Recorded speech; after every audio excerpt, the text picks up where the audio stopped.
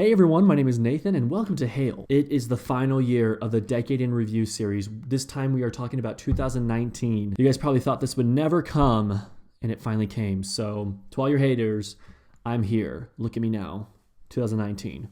Almost took me a year to finish the series. No big deal. If you've been watching this series, you already know I watch R-rated films filtered. I only watch movies that are released in the US in 2019, or I go off of whatever award ceremony they were recognized at. And I think that's just about it. Let's just get started. Starting off with some honorable mentions. At number 15, we've got Knives Out. 14, Klaus. 13, The Two Popes.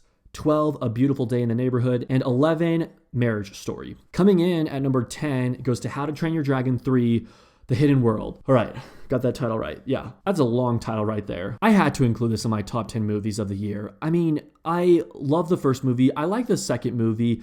This movie was an amazing conclusion to the trilogy. There was beautiful animation. It had a beautiful ending for all the characters. I think my biggest con with this movie is that it can be a little forgettable.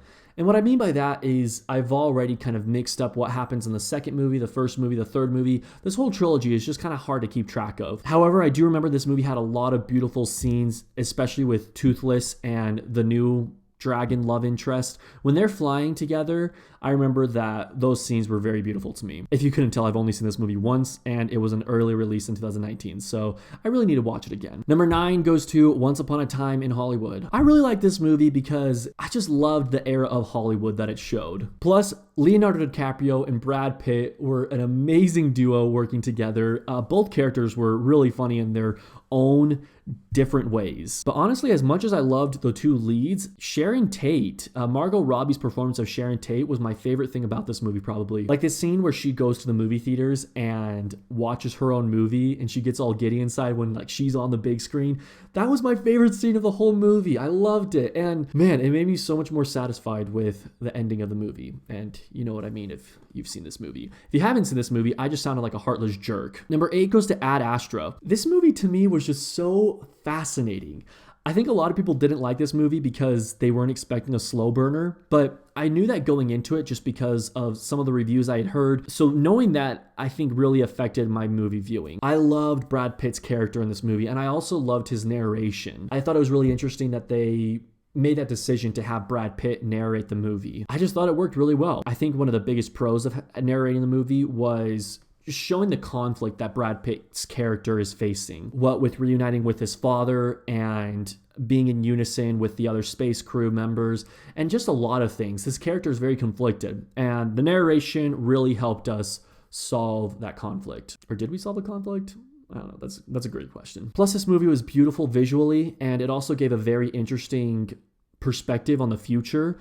I thought it was really cool how there's just like a space station with like a subway and all that. Just very futuristic and neat to me. But with that all being said, as much as I like this movie, it had a lot of flaws and a lot of things that are just not very realistic. I can't really say them because it'll spoil the ending, but if you've seen the movie, I'm sure you know the movie's not very realistic, but I still really enjoyed it. Number 7 goes to The Farewell, aka the most Oscar snubbed movie of 2019. And I say that because it didn't get one nomination. Not one. Awkwafina could have gotten nominated for Best Actress.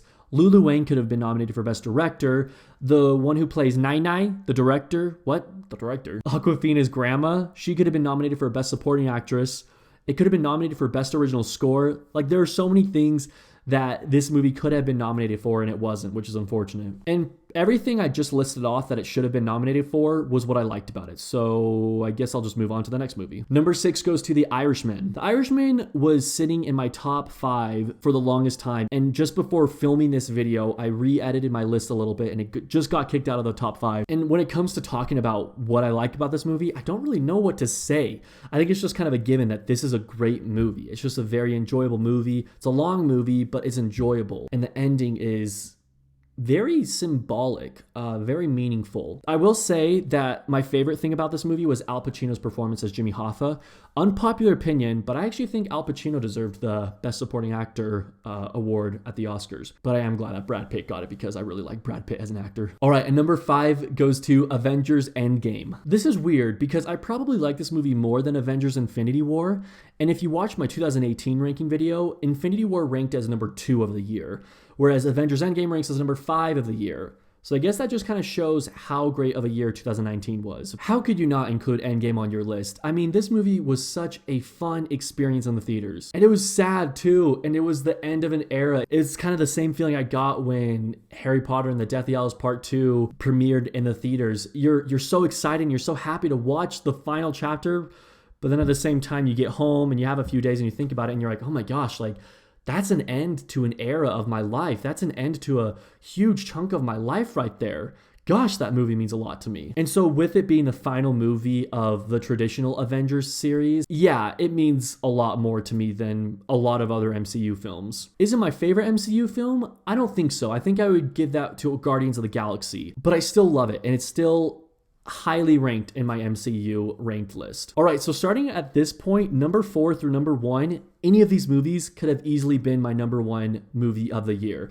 It was very hard ranking these films because I loved all of these movies, but just for completely different reasons. So with that being said, although this is number 4, it could have easily been number 2, number 3. I mean, I switched these next 4 around so much. But here's what we got today. Number 4 goes to 1917. 1917, I mean, what do I have to say that hasn't already been said? It really is just a huge accomplishment in film. I know we've seen it done before where it's meant to look like it's all one shot, but to do that type of cinematography in a war film, that's just going the extra mile right there. Like, major props to Roger Deakins, to Sam Mendes, to the cast. I mean, this movie was just such a big project, and they succeeded. They did a great job. If you haven't seen the movie, this is a minor spoiler, so just mute your video until I give you a thumbs up. All right, so this movie did a really good job at portraying death. And what I mean by that is when the side soldier, not the main soldier, but the other soldier who's on the mission, when he gets killed, when he gets stabbed, the movie doesn't shy away from showing that. My friends and I watched this movie and we talked about it afterwards, and we said, man, like normally in movies when a character gets stabbed, they act all heroic and they're like, no, I can do this. I can get through this. You know what I mean? Also, I'm making a huge effort not to put my thumbs up right now. Anyways, this movie portrayed that really well. He gets stabbed and he actually is like, no, I can't move on. I can't do this. That whole scene is just very emotional, especially if you notice that as the scene is going, he gets paler and paler as it goes. And man, such a sad scene. The whole movie is just so sad, and it makes me feel so bad for the people who fought in the war. It's just absolutely insane to think that happened. But anyways, if you muted the video, you can unmute it now. 1917 was a thrill ride. Little Women. It's just such a feel-good movie. And it's definitely my favorite Saoirse Ronan film, which is saying a lot because she has a pretty great filmography. It was the first Little Women film that I had ever seen. I hadn't seen the Winona Ryder film all the way through. I had seen bits and pieces growing up, but even at that, I didn't remember like any of it.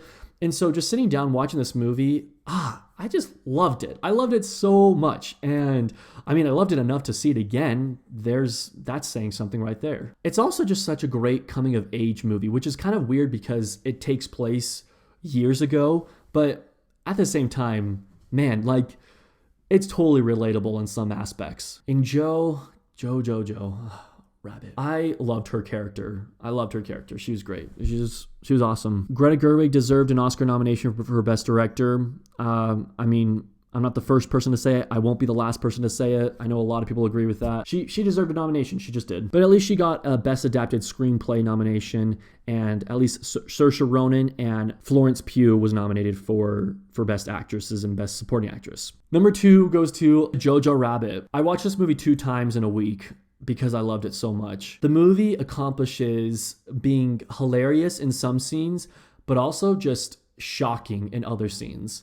Now, I gave Avengers Endgame some credit for being a very sad movie, a very fun experience, but if I were to acknowledge a movie for having the most shocking scene, Jojo Rabbit would definitely be considered number 1. I'm not going to spoil Jojo Rabbit, just in case if you haven't seen it, but you guys know what scene I'm talking about. You just know what scene I'm talking about. That scene was so shocking. It was insane. My jaw dropped, and it was a thing where like when that scene happens, you kind of like process it. You're kind of like, and then you're like, oh my gosh, Is that what I think it is? And also, I'm a sucker for Thomasin McKenzie. I said it in my 2018 ranked video. She gave an amazing performance, and so did Roman Griffith, I think his name is, the one who plays the main boy in this film. The whole cast was insanely talented, and I was so happy that Scarlett Johansson got nominated for Best Supporting Actress because she deserved it. Like, even when I saw the movie, I remember walking out of it and being like, you know what? I would not be surprised if she gets nominated for Best Supporting. And then she did, and made me really happy. Life's little moments, gotta depend on them. All right, guys, and my number one movie shouldn't come as any surprise.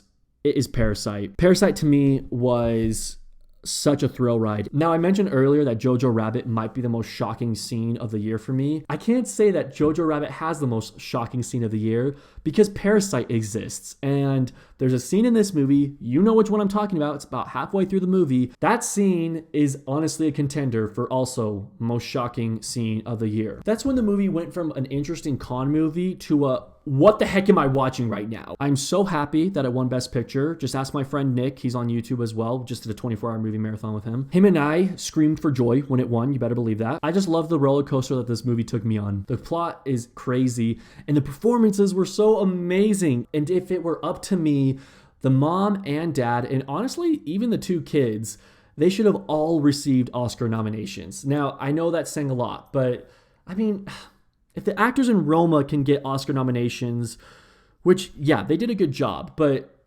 the actors in Parasite did an amazing job, and they all deserved Oscar nominations, especially the father and mother. The father and mother of the poor family, that is. I think the rich family did amazing too. So just really all the performances were great in this film. All right, there you guys have it, my top 10 favorite movies of 2019. But before the video ends, don't leave yet. If I were to describe the year 2019 in a sentence, I would say, you know what? Screw having a number one movie. There were just too many good movies this year. So hard to pick. And after averaging out all the movies I saw this year, the average rating I would give this year is a 7.3 out of 10. Guys, thank you so much for joining me on this Decade in Review series. I hope to have my top favorite movies of the decade video out soon. If you enjoyed this video, make sure to watch the other videos of the years that I reviewed from the 2010s. I'll have them all in a playlist that you guys can watch after this video ends. Thank you for joining me. Hope you guys have a great day.